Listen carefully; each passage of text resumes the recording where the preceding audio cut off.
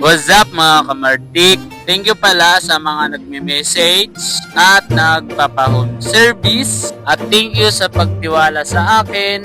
So ayun mga kamartik, may isa po tayong client na gusto magpa-home service sa atin. At ito nga mga kamartik, papunta na po ako kila ma'am at sa'yo po.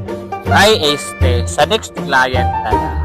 At ito nga mga kamartik, dahan-dahan lang po tayo sa biyahe para po safety po tayo at hinihintay pa tayo ni madam. Parang ikaw, hinihintay mo lang ako. Oy, parang ano yan mga kamartik, parang yung paggawa lang ng unit mga kamartik. Kailangan dahan-dahan. Huwag natin idaan sa pabilisan kasi mga kamartik, imbis na bumilis, tumagal, tuloy ang iyong gawa. At dito mga kamartik, hawak na po natin ang unit ni madam. Ang sira po nito is LCD, back glass, battery, at charging pin.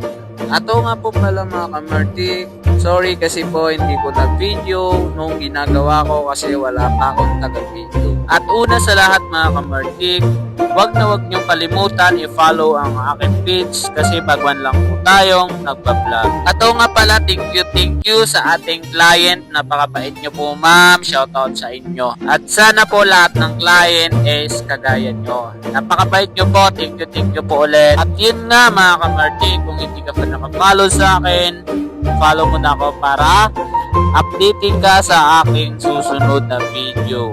Yes sir, bye bye.